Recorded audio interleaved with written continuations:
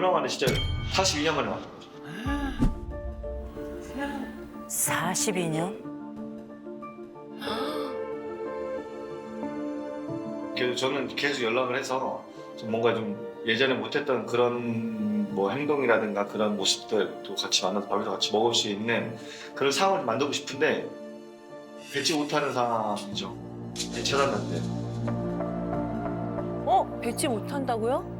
왜? 이제 찾았는데? 왜 못 뵙는 거예요? 난 내 편이라고 생각하고 찾았고 만났고 이게 했는데 내가 싫은가? 내가 괜히 나타났나? 라는 생각이 많이 들죠.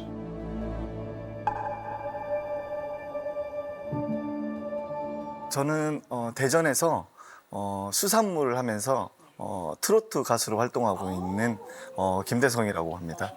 네네. 안녕하세요. 저는 김대성 씨 8년 동안 누나로서 옆에 상담을 많이 들어주고 있는 상담가. 동네 누나입니다. 동네 누나. 아, 근데 제가 지금 이렇게 두 분을 좀 뵀는데 42년 만이라고 하는 건 42년 전에 헤어졌다는 걸까요? 아예 엄마 얼굴을 못 본 거죠. 아예요? 네. 못 보고. 네, 제가 알기로는 제가 이제 태어나서 할머니가 얘를 키우지 마라. 그냥 키우지 말고 너는 집으로 와야 된다. 그리고 집으로 모셔갖고 저는 친할머니 집에서 이제 자란 거죠. 아니 왜 할머니가 애를 키우지 말라고 해요? 제가 듣기로는 네. 이제 서로 두 분이 좋아서 저를 낳은 게 아니고 아버지가 어떻게 해서 이렇게 저를 가졌다고 이렇게 말씀하시더라고요. 그러니까 어린 나이에 저를 16살인가 아마 그때 어머니가요 16살에 네. 어머나. 너무 어린 나이인데. 아버지가 계시잖아요. 아버지도 저희랑 같이 살진 않았습니다. 뭐 명절에 한 번씩 오셔서 맛있는 거를 사온다든가 어디서 자전거를 좀 갖고 오신다든가 제 기억으로는 이제 할머니랑 작은아버지랑 큰아버지랑 이렇게 살았습니다. 엄마는 어떻게 찾았어요? 네, 아침마당 아침마당. 예, 아침마당을 이제 공개를 하고 난 후 3일 후에 이제 발신자 표시 제안으로 전화가 온 거죠. 어머. 번호가 뜨지 않는 발신자 제한 표시 왔는데 그게 어머니였어요? 아니 받아볼까 딱 전화 스위치 통화를 딱 눌렀는데 말씀은 안 하시는 거예요. 여보세요? 여보세요? 이랬는데 말을 안 해요. 그래서 조금 있다가 혹시 라는 분 찾으셨나요? 이러길래 어머님인가? 내가 찾던 그 어머님인가? 그래서 이제 이런저런 얘기하다 보니까 이제 확고가 쓴 거죠. 아, 어머님이구나. 아. 네, 그렇게 이제 어머님을 찾게 된 겁니다. 어머나. 와, 진짜 무슨 이산가족 어머. 찾듯이. 만나셨어요? 네, 딱 한 번 만났습니다.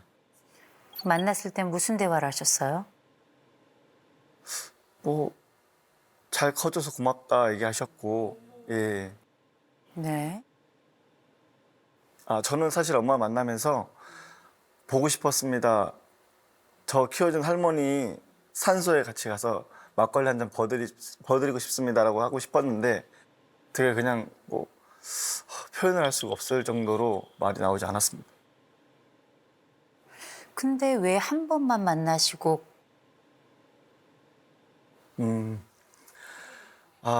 저는 매일매일 보고 싶고 매일매일 연락하고 싶고 또 같이 주말 되면 놀러도 같이 가고 싶고 남들이 하는 외식도 한번 해보고 싶고 야외도 놀러 가고 싶고 한데 이제 가정이 있으시더라고요.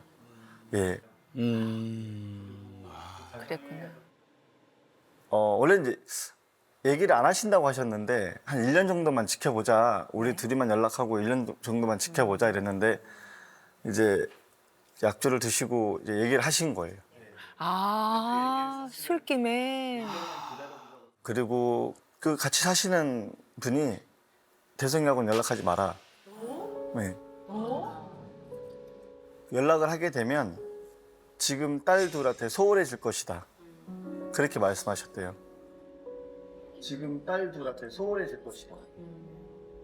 오케이, 그럴 수 있어요. 왜냐면 거기는 또 형 가족이 중요하니까. 근데 우리가 꼭 얼굴과 얼굴을 맞대야지만 만난 건 아니잖아요. 뭐 SNS를 할 수도 있고 문자를 할 수도 있고 혹시 그렇게라도 엄마랑 소통이 됐었나요? 이제 그 얘기를 하시더라고요. 너를 만난 것도 좋고 뭐 다 좋으신데 이 가정을 내가 이렇게 할 수는 없으니까 우리 더 이상 연락을 못 하겠다. 그렇게 딱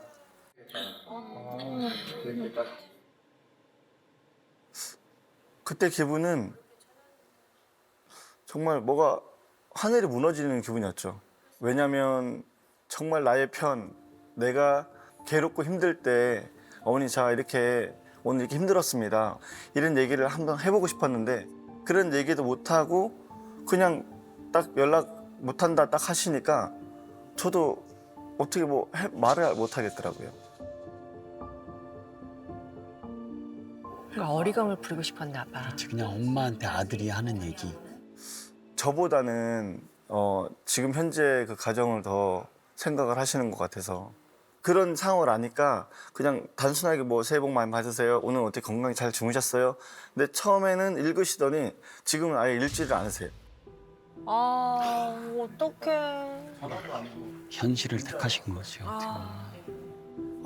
제가 한 달에 한 번씩이라도 뭐 이렇게 문자를 좀 드린다든가 이렇게 해서 지속적으로 만나고는 싶은데 지금 살고 있는 가정이 또 저 때문에 또 더 안 좋아질까 봐 어머님을 이제 여기서 끊어야 되는 건지 아니면 지금처럼 제가 조금 더 뭐 문자를 드리면서 연락을 드리면서 차후에 뭐 외식도 간다든가 이렇게 될 수가 있는 건지 그래서 오늘 궁금해서 여기 왔습니다. 그 사이 아버지 찾아뵀어요? 아니 안 찾아뵙습니다. 아, 그러시구나. 참 이상하죠? 내 아버지는 말입니다.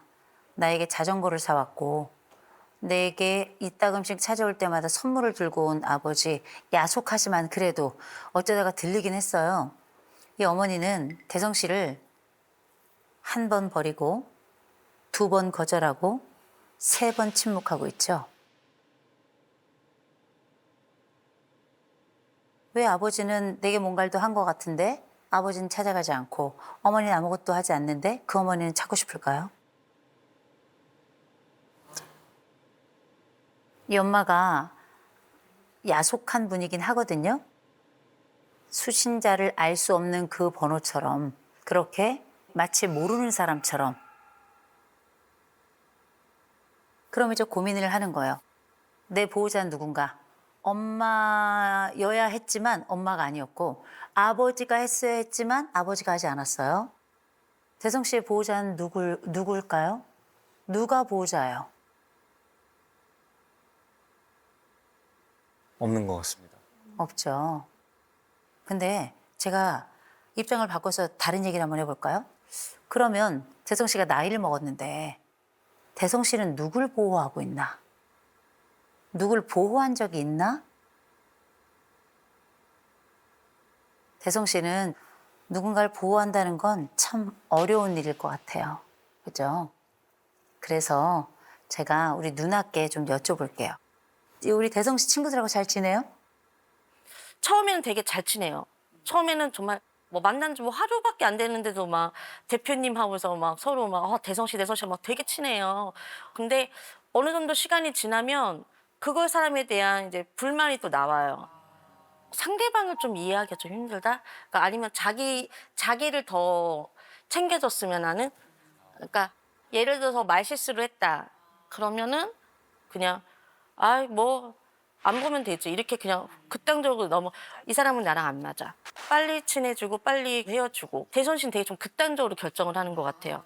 그래서 대성 씨가 보통 저한테 제일 많이 하는 말이 그런 걸 좀 이해해 줄 수 있는 거 아니야? 그러니까 이해해 줄 수 있는 거 아니야? 라는 말 되게 많이 쓰는 것 같아요. 보통 보면.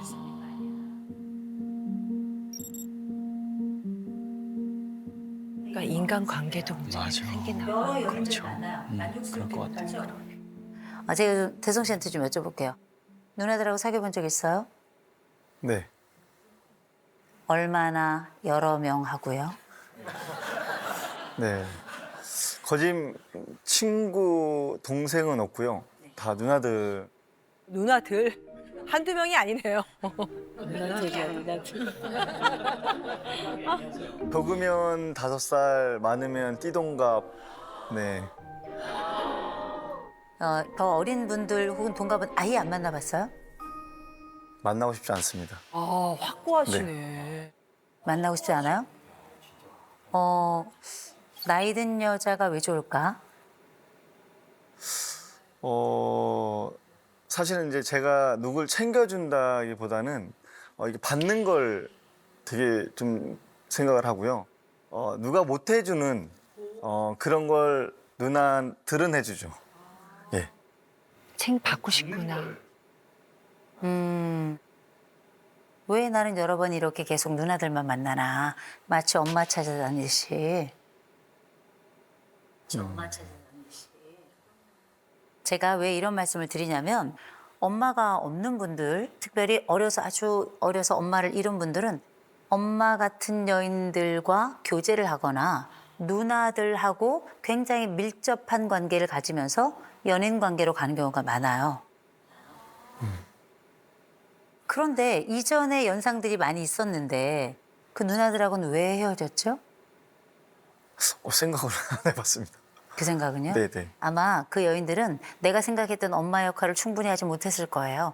내게 엄마 역할을 충분히 하지 못한다 생각이 들면 계속 부처처럼 떠다닌단 말이에요. 아, 엄마가 아니잖아. 그렇지, 엄마가 될 수 없지. 그런데 이게 검사에도 잘 드러나요. 지금 대성 씨 같은 경우는 사회적 민감성이 굉장히 낮아요. 다른 사람들에 대해서 별로 연민이 없어요. 그런데다가 연대감도 낮습니다. 그래서 누구와 함께 오랫동안 어떤 관계를 형성해서 지속적으로 유지하는 게 쉽지가 않아요. 그리고 내가 바라는 여인상은 어떤 사람이냐면 어머니처럼 배려 있는 여성. 제가 대성 씨에게 들었던 어머니는 그렇게 배려가 있는 분 같진 않던데요. 제가 여기서 한 군데 더 짚고 넘어갈 지점은 나의 어머니는 왜 내 생각을 않는가? 문장완성 검사를 통해서 만나본 대성 씨는 항상 두 가지가 늘 충돌해요. 이상과 현실이. 나의 생각과 나의 현실이 늘 충돌하거든요. 이런 사람들은 몇 가지 특징이 있어요. 그 특징이 뭔지 아세요? 현실에 대한 만족을 못해요. 그래서 누굴 만나도 떠돌아다닐 거예요. 그리고 심지어 대성 씨는 여러 항목에서 이 가정과 결혼에 대한 두려움이 가득한 걸로 보인단 말이에요. 그래서 대성 씨는 보호자를 계속 찾아다니는데 보호자 없어요. 왠지 아세요? 보호자들이 보호를 할 수 있는 여건도 되지 않고요. 심지어 대성 씨가 나이가 많아요. 이 정도 나이가 되죠? 내가 나의 보호자가 돼야 돼요. 그리고 내가 다른 사람의 보호자가 될 나이예요. 근데 보세요. 대성 씨가 뭐라고 얘기했냐면 내가 어머니에게 연락 계속할지 말아야 될지 고민이 된다. 엄마에게 연락을 하고 안 하고는 그닥 중요한 게 아닙니다. 내가 내 엄마에게 원했던 건 뭐냐면 내가 옛날에 받지 못했던 그 엄마로서의 사랑 이거 받아보고 싶은 거잖아요. 따뜻한 밥 해서 주세요. 나 잘했다 말해주세요. 어렸을 때 나 못했던 거 해줬으면 좋겠습니다. 원래 이 숙제 하러 가고 싶었던 거잖아요. 엄마가 해줄 것 같진 않죠? 네. 그렇죠? 그러면 우리의 소망은 끝났다. 그래서 말씀드립니다. 엄마 끊지도 말고 그렇다고 붙지도 마세요. 그냥 계세요. 엄마가 찾을 때까지. 그냥 계세요. 계시고 뭐 하시냐면 저는 대성 씨가 직접적으로 보호할 사람을 좀 찾으셔야 될 것 같아요. 내가 보호자가 되면 나를 보호해줄 사람을 찾는 역할은 끝나요. 사람은 나이로 살지 않습니다. 역할로 살아요. 내가 보호자가 되면 더 이상 보호받는 것에 크게 관심이 없습니다. 그러니 연인을 찾으시다면 저는 결혼도 해보셨으면 좋겠어요. 아이도 낳았으면 좋겠어요. 아이의 아빠 역할을 했고요. 내 아내의 남편 역할을 하셨으면 좋겠어요. 그러면 엄마를 영원히 찾아다니는 일은 없을 겁니다. 그러니까 이제 찾아다니는 건 그만하세요. 그리고 자신의 보호자가 되세요.